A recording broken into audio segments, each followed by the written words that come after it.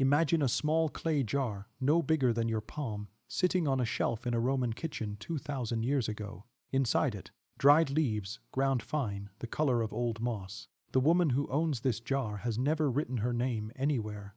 She cannot write. But every mother in her neighborhood knows her door, and every mother knows what that jar can do. Friends. Tonight, we're going somewhere. History books tend to walk past quietly the private world of women in ancient Rome and the quiet, careful knowledge they kept among themselves. This isn't a story about scandal. It's a story about survival and secrecy and the small clay jars that held more power than any senator's decree. If you're settling in for the night, this is a good moment to dim the lights. Pull a blanket up over your shoulders and let your body know it's safe to grow heavy and still. There's nothing you need to do now but listen. Let's go back. Rome, somewhere in the 1st century. Not the marble forums you've seen in paintings. A narrow street behind them, where laundry hangs between buildings close enough to touch, and a cat sleeps in a doorway that smells faintly of bread and wood smoke. You are a woman here. Maybe you are 16. Maybe you are 34 and already have 5 children living, and 3 who did not live at all. Either way, you understand something that the men writing history 1,000 years later will mostly forget to mention. Control over your own body was not something Roman law gave you. It was something you built yourself, quietly, from plants and whispered knowledge, and women who trusted each other enough to speak plainly behind closed doors. There's a soft detail worth sitting with here. In Roman law, a fetus was not considered a person with rights separate from its father. It was, in the cold language of the time, part of the mother's body, property, almost, belonging to the household. Which meant, strangely, that a woman ending a pregnancy was not breaking a law about a child. She was, at most, seen as acting against her husband's interests, since a son was his to claim. The crime, if it was treated as one at all, was about property and lineage, not about a moral rule that has since become louder and more rigid than it was in her own time. Let that settle for a moment. It's a strange, almost dreamlike thing to imagine. A world where the loudest arguments about this weren't the ones we're used to hearing today. You can hear it now if you imagine hard enough. Sandaled feet on packed dirt, a donkey cart creaking somewhere 2 streets over, the low murmur of 2 women talking quietly by a well. Stopping the moment a man's shadow crosses the corner. The women of Rome had a whole hidden pharmacy at their fingertips, though pharmacy makes it sound too official. It was more like a garden of half-forgotten wisdom, passed mother to daughter, midwife to apprentice, never fully written down, because the moment something is written down, it can be taken away. There's a plant called silphium that deserves a slow, careful mention here, because its story is almost unbelievable. It grew only along a narrow strip of coastline near the city of Cyrene, in what is now Libya. For centuries, Roman and Greek women relied on it, not just as a seasoning, though it was that too, prized enough to be worth its weight in silver coins. It was also known, quietly, as one of the most effective plant-based methods for preventing or ending an early pregnancy that the ancient world had access to. Here's the almost dreamlike part. Silphium could not be cultivated. Every attempt to grow it elsewhere failed. Something in the soil, the wind, the particular slope of that one stretch of coastline, and it simply would not take root anywhere else. By the 1st century, demand had outpaced what the land could give, and sometime in the centuries after, silphium vanished, gone. Not over-harvested into scarcity the way we imagine most extinctions, gone completely, so thoroughly that today, botanists still debate exactly what plant it even was. One of the ancient world's most valuable, most relied upon plants disappeared, and took its exact identity with it into the dark. Picture a merchant's stall in a Roman market, quiet in the early morning before the heat rises. The stall-keeper wraps a small twist of dried herb into a cloth for a woman who has come alone, without a servant, her palla pulled up over her hair, though the sun hasn't fully risen yet. No words are exchanged beyond the price. She already knows what she's buying and what it's for. He already knows not to ask. This is the texture of the world we're walking through tonight. Not shouted defiance, not political speeches, but small, practical, quiet transactions between people who understood each other without needing to explain.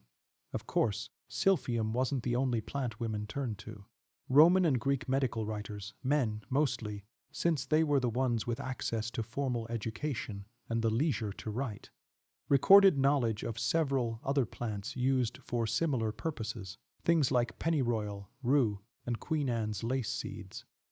Physicians like Soranus of Ephesus, who practiced in Rome in the 2nd century, wrote entire medical texts describing which herbs midwives and women used, and under what circumstances they were considered appropriate. Soranus himself leaned toward what we might now call harm reduction thinking for his era. He preferred, when possible, methods that prevented pregnancy in the first place over those that ended one already underway, reasoning that it was gentler on the woman's body. A surprisingly tender piece of medical philosophy to find tucked inside a 2,000-year-old scroll. But, and this is worth sitting with quietly, these plants were not gentle in the way we might wish for looking back. Many of them were genuinely dangerous.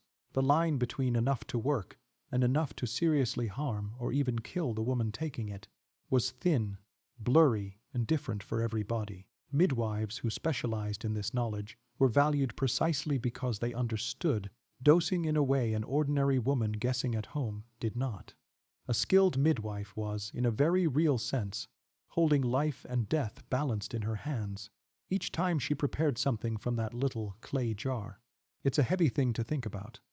So let's hold it gently, the way you'd hold something fragile and old. These women weren't reckless. They were resourceful in a world that gave them very few other tools and very little formal medical knowledge to draw from beyond what got passed down in whispers. Picture, if you will, a small back room in a modest Roman home, not the grand mosaic-floored houses of senators, but the plaster and brick homes of ordinary people, freedmen and shopkeepers and laborers.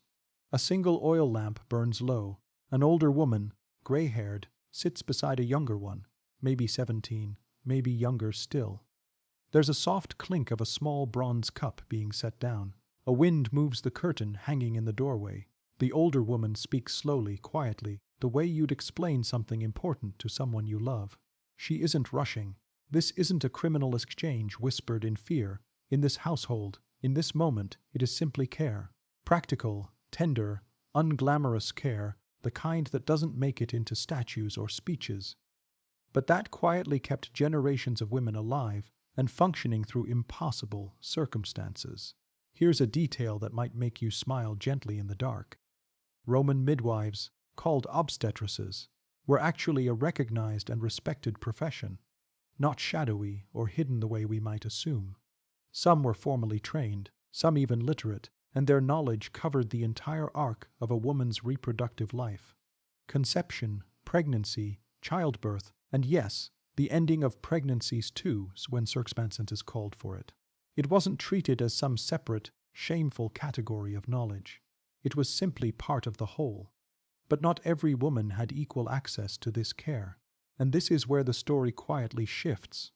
Because a noble woman's experience of all this, and a slave woman's experience, could not have been more different. A noble woman, if she found herself pregnant at an inconvenient time, too soon after a wedding, during a husband's long absence, or simply at a moment she and her family judged unwise, could call for a trusted midwife discreetly in the privacy of her own home, behind walls thick enough to keep gossip contained. She had resources. She had time. She had, in some strange way, choices, even in a world without the language of choice that we use now. A slave woman had almost none of this. Her body, under Roman law, was not fully her own to begin with. It belonged, legally, to her owner. Any decision about a pregnancy could be overridden entirely by the household she served. Some slave women were forced into pregnancies they never wanted, through the will of a master. Others were forbidden from ending a pregnancy their owner wished to keep, because a child born to an enslaved woman was, quite simply, more property, more labor, more wealth for the household that owned her. Sit with that for a moment gently. The same city, the same herbs growing in the same soil, the same midwives walking the same streets, and yet two women, one free and one enslaved, could have such radically different relationships to their own bodies, simply based on the accident of what family they were born into, or what village they were taken from. There's a particular kind of quiet sadness in that. Not dramatic, not shouted, just the soft, persistent unfairness of a world built on hierarchy, where even the most private, most personal experience a woman could have was shaped entirely by the wealth or misfortune of her birth. And yet, even inside all of this, there are small warm threads of resistance worth noticing. Enslaved women often built their own networks of knowledge, quietly, the same way free women did. Older enslaved women taught younger ones. Information moved between households through kitchens and courtyards, and the shared spaces where enslaved people were allowed to gather, largely unsupervised, because their owners rarely thought to listen closely to what was said among just the help. In this way, knowledge became its own quiet form of power, something no one could fully take away because it lived in memory, in whispered conversation, passed hand to hand like a small warm object, kept safe inside a closed fist. Picture one more scene before we drift onward tonight. Two women in a kitchen courtyard, grinding something in a stone mortar, unhurried, the sound soft and rhythmic, stone against stone, over and over, like a heartbeat slowed down for sleep. One is free, one is enslaved. Tonight, in this small square of shared space, lit by a single lamp and a sliver of moon, that distinction matters a little less than it does everywhere else in their lives. They are simply two women doing what women have always done for each other, sharing what little safety they could offer, quietly, carefully, without needing anyone's permission. Still careful, still quiet, still theirs, in the small ways the world allowed. But there was one part of Roman medical thinking about all of this, one particular idea, held by some of the empire's most respected physicians, that even other doctors of the time found troubling to hear spoken aloud. Not every doctor in Rome agreed with what midwives were quietly doing behind closed doors, and one idea in particular, spoken only among a small circle of physicians, rarely written plainly, unsettled even those who practiced medicine for a living. It was this: some physicians believed that once a woman had taken a preparation meant to end a pregnancy, there was no true way to know, medically, whether what followed was her own body's natural process or something she had caused.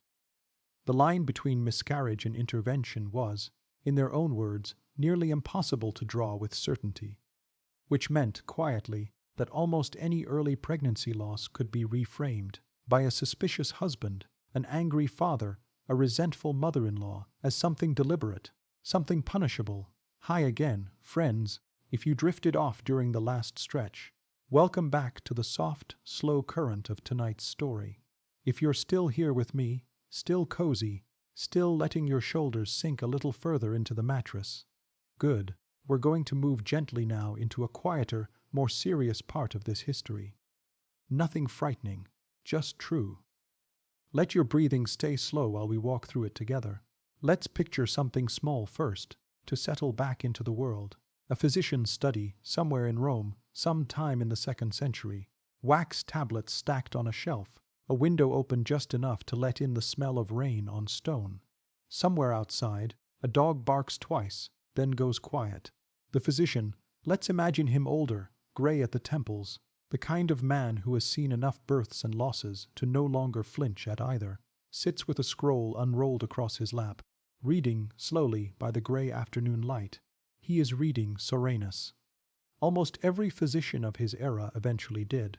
Soranus of Ephesus, whom we mentioned briefly before drifting into sleep together last time, wrote what became the most influential gynecological text of the ancient world, a work simply called Gynecology, and in it, he does something that feels startlingly modern, even now. He lays out, calmly and without judgment, the debate happening around him.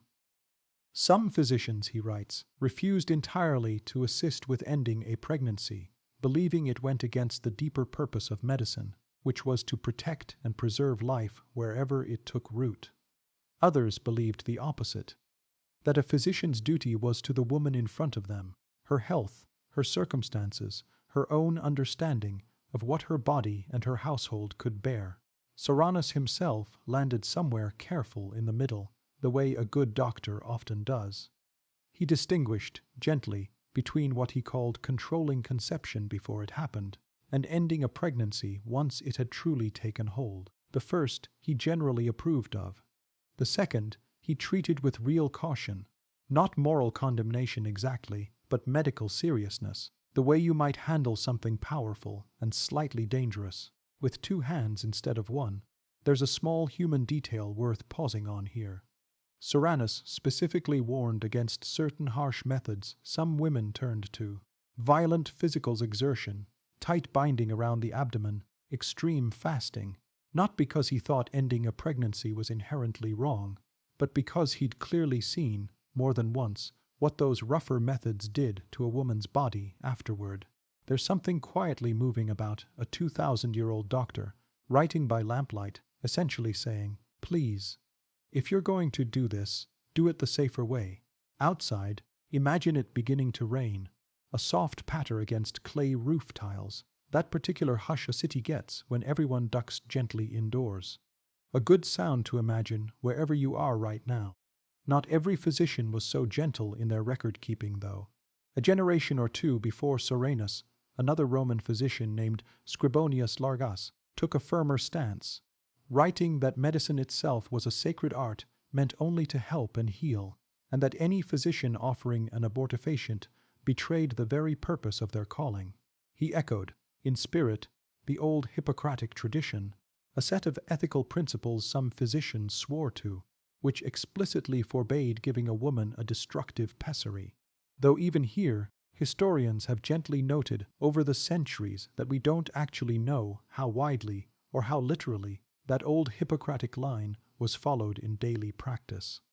Ideals written on scrolls and choices made quietly in someone's back room were, then as now, not always the same thing. So here you have it, a whole spectrum of educated Roman men, each certain of their own version of medical ethics, none of them fully agreeing, all of them writing about something they would, notably, never personally experience. The actual women involved in all of this rarely left their own written accounts, which means everything we know filters through male physicians, male lawmakers, male poets grumbling about their wives, and the true, lived, felt experience of the women themselves lingers mostly in the negative space between those lines. A quiet kind of erasure, gentle but real, worth holding for a moment before we move on. And this brings us, softly, to the matter of punishment. Because law and medicine, in Rome, were far from the same thing, and the law often cared about something entirely different than the physicians did. For most of the Republic and into the early Empire, there was, strictly speaking, no formal criminal law against ending a pregnancy simply for its own sake. Remember what we noted before drifting off last time. A fetus wasn't legally considered a person with independent rights, so the law's concern, when it did intervene, was almost never about protecting the unborn in the way later centuries would frame it. It was about something else entirely: property, inheritance, and a husband's authority within his own household. There's a case, recorded by the great Roman orator Cicero, that historians still return to again and again, because it's one of the few moments where we get an actual glimpse, however second-hand, of how seriously Roman law could treat this under the right circumstances. Cicero describes a woman from the city of Miletus who had been bribed by people who stood to inherit her husband's estate, bribed to end her own pregnancy, so that her husband would die without an heir and the inheritance would pass elsewhere. When the truth came out, she was sentenced to death. Sit with that for a moment, the rain still falling gently outside our imagined window. This woman wasn't punished, in the eyes of Roman law, for ending a pregnancy. She was punished for interfering with her husband's bloodline and property, for essentially stealing an heir from him at someone else's request, for money. Had she made the exact same choice for her own private reasons, out of her own exhaustion, or fear, or simple unwillingness to bring another child into a hard life, the law, as it stood then, would likely have looked away entirely. It's a strange, almost dizzying thing to realize, that the ancient world's harshest punishment on record For this wasn't about morality in the way we'd assume today. It was about money, lineage, and a husband's wounded authority. The woman's own body, her own wishes, barely entered the legal reasoning at all. That began to shift, slowly, later.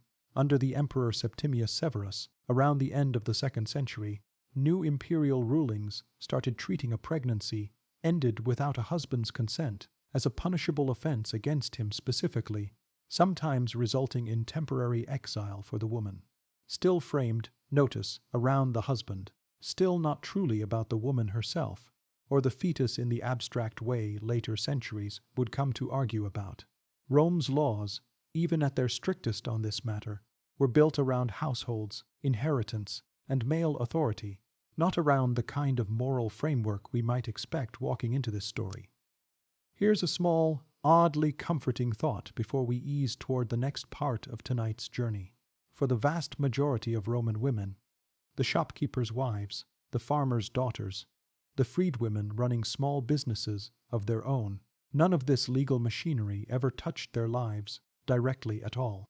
The grand court cases, the emperor's rulings, the philosophical arguments among physicians, these lived mostly in the world of the wealthy and the politically significant.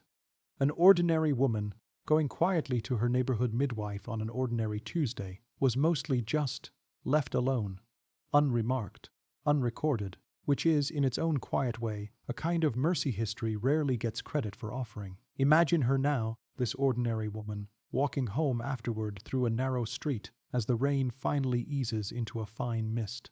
Her sandals are a little damp. Somewhere nearby, someone is cooking something with garlic and oil, the smell drifting warm through a half-open door. She pulls her cloak a little tighter, not from fear, just from the evening chill settling in. No one stops her. No one questions her. She is simply a woman walking home, the way women have always walked home, carrying things no one else needs to know about, still ordinary, still unremarked, still, in her own small way, free, at least on this one particular evening, in this one particular life. But not every woman in the Roman world had even this much quiet. Because for those in slavery, the question of punishment worked in an entirely different, colder direction, one where the harshest consequences often fell not on the woman who acted, but on the ones around her who failed to stop something her owner had never approved. There's a particular kind of injustice that doesn't announce itself loudly. It doesn't come as a dramatic sentence handed down in a crowded court. It comes quietly, built into the everyday architecture of a household, into who gets asked and who gets told, into whose body is a decision, and whose body is simply property to be managed. Hi again, friends. If you're still with me, still warm, still sinking a little deeper into your pillow. Good. This next part is gentle, but it's honest, and it deserves to be told with care rather than glossed over. Let your eyes stay soft, half closed if they want to be. You don't need to hold on tightly to every word.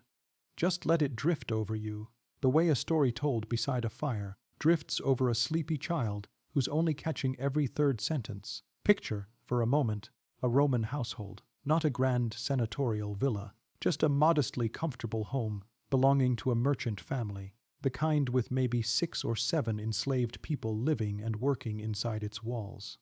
A kitchen with a low fire always kept going, a small courtyard with a fig tree, a loom in the corner of one room, half-finished cloth still strung across it, the shuttle resting where someone set it down at dusk. In a household like this, an enslaved woman's body did not belong to her in any legal sense at all. Roman law was plain and unsentimental about it. She was property, and property by definition exists to serve its owner's interests. This meant that decisions about her own pregnancies, her own body's future, were not hers to make freely, the way even a somewhat constrained free woman's were. If her owner wanted more enslaved children born into the household, more future labor, more wealth, more hands to work the fields or the kitchen or the shop, then an enslaved woman had almost no legal recourse to refuse a pregnancy or to end one, even one she desperately did not want.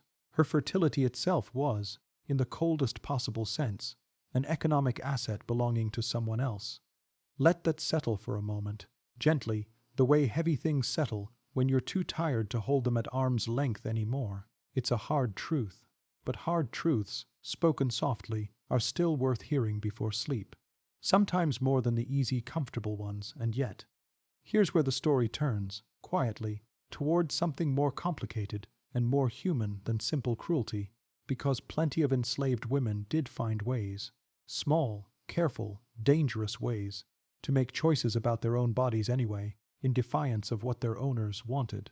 Historians who study Roman slavery have found scattered references, tucked into legal texts and agricultural manuals, hinting that some slaveholders grew suspicious of enslaved women who seemed to be quietly using herbal knowledge to avoid pregnancy altogether, or to end pregnancies they hadn't wanted in the first place. The very existence of these suspicions tells us something important. Enslaved women were finding ways to reclaim a sliver of control, even inside a system built specifically to deny them any. Imagine one of these women now. Let's call her. Well, we don't actually know her name, and that itself is worth a quiet, sad pause. Almost none of these women's names survive anywhere. So let's simply imagine her, nameless the way history left her, tending a small kitchen garden tucked behind the household's main building, where herbs for cooking grew alongside a few plants that served other purposes entirely, purposes she never explained to anyone who didn't already understand. She moves slowly between the rows in the early evening light, humming something low and wordless, the kind of tune that isn't really a song, just a sound to keep her hands busy and her mind somewhere calmer than where her body actually is. A cicada starts up somewhere in the fig tree. She picks a few leaves, rubs them between her fingers, checks their smell, and tucks them into a small cloth pouch at her waist. No one watching her from the kitchen window would think anything unusual was happening. That was rather the point. Punishment, when it came for enslaved women in this arena, worked very differently than it did for free women like the one we met in Miletus, sentenced by Roman law for interfering with her husband's inheritance. An enslaved woman existed largely outside the formal court system altogether. She wasn't tried by magistrates or sentenced by judges in the way free citizens were.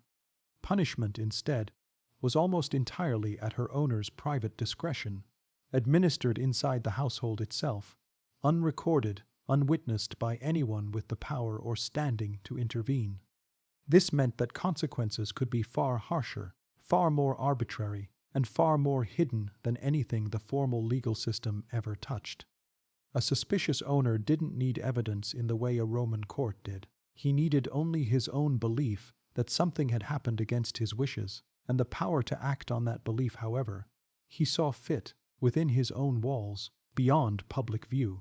It's a heavy thing to sit with, so let's hold it the way you'd hold something sharp-edged but small. Carefully, without letting it cut too deep, acknowledging its weight, without letting it overwhelm the gentleness of tonight's story. But, and this matters gently, the way a small candle matters in a very dark room, enslaved women were rarely as isolated as the legal structure around them suggested. Roman households, even ones built on domination, were also small, dense human communities. Enslaved women often worked closely together, for years, sometimes decades, in kitchens and gardens and weaving rooms, developing the kind of quiet loyalty that grows between people who share hardship in close quarters. There's a particularly tender pattern historians have noticed across the ancient Mediterranean world more broadly, echoed in later Roman evidence too.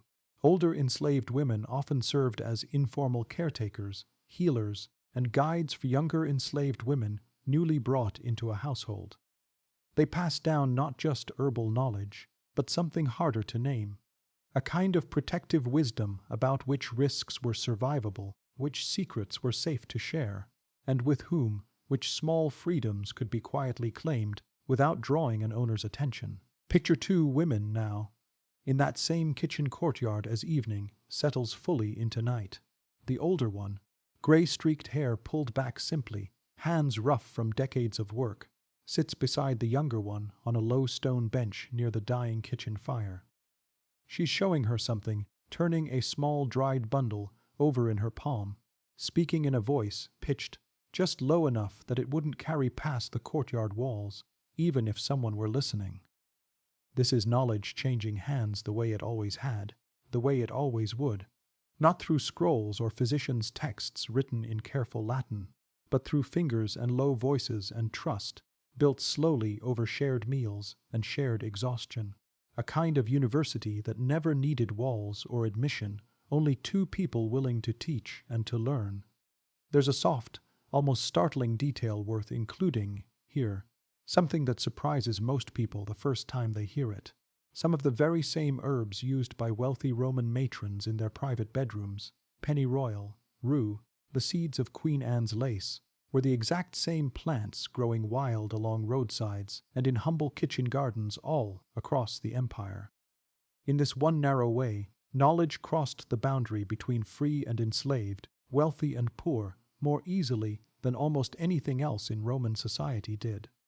A senator's wife and an enslaved kitchen worker might, on the very same evening, in entirely different corners of the same city, be reaching for the very same leaf. It's a strange kind of quiet equality, tucked inside a deeply unequal world. The plants themselves never asked who was allowed to use them. Still, we shouldn't let that small comfort erase the very real difference in what happened next, for each of these women. The senator's wife, if discovered, faced at worst some social embarrassment, some quiet gossip among her circle, perhaps her husband's cold displeasure. The enslaved woman, if discovered, faced something with no ceiling on its severity at all: beating, sale to a harsher household, separation from whatever fragile community she'd built around herself, or worse. The same leaf. Two entirely different worlds of consequence, growing from the same root of who held power and who did not. Let's slow down together here, the way the story itself wants to slow down. Breathe in, slow, breathe out, slower.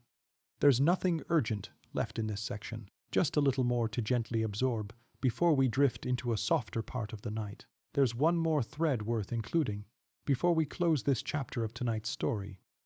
A small human detail that doesn't get discussed often, but deserves its place here. Some enslaved women, historians believe, occasionally used their specialized herbal knowledge not just for themselves, but as a kind of quiet, dangerous currency, offering guidance or preparations to other women in the household, free or enslaved, in exchange for small protections, favors, or simple loyalty. In a world where an enslaved woman had almost nothing else to trade, knowledge itself became a form of wealth, fragile, secret, but real. Imagine her one final time tonight.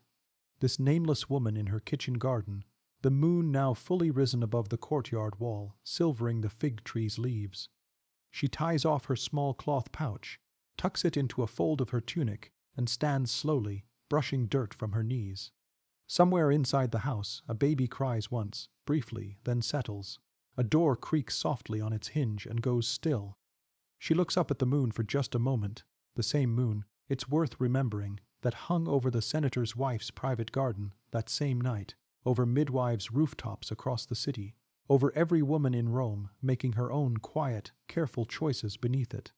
Different lives, same sky, still nameless, still unrecorded, still in her own small garden, in her own small way, holding something the world had tried very hard to take from her entirely. But knowledge like hers didn't stay confined only to gardens and kitchens forever, because eventually some of it found its way into something far more permanent. The written medical texts of Rome's most respected doctors, who studied and recorded these very same plants for reasons of their own. Somewhere in a physician's storeroom in Rome, sometime in the 2nd century, a shelf holds dozens of small labeled jars, not so different, really, from the humble clay jar we imagined at the very start of tonight's story. Except these jars belong to a man with a formal medical education. A man whose knowledge will be copied, translated, and read for well over 1,000 years after his own death. The plants inside are the very same ones.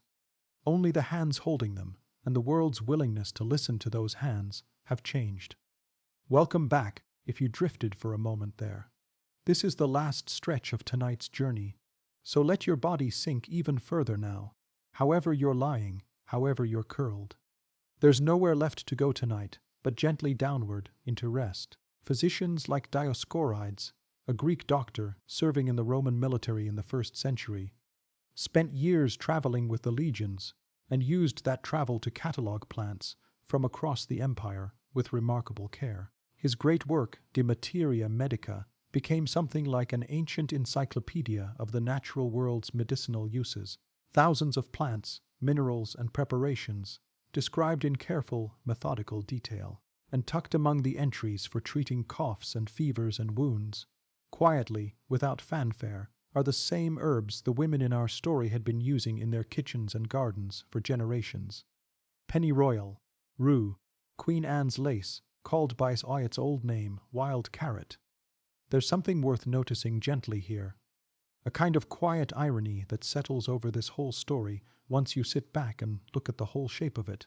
The knowledge midwives and mothers and enslaved women carried in memory, hand to hand, whispered kitchen to kitchen for centuries. This same knowledge eventually made its way into the formal, respected, Latin and Greek written record, credited almost entirely to educated men who had, in many cases, simply asked the women around them what they already knew and written it down. It's not a bitter thought, not tonight.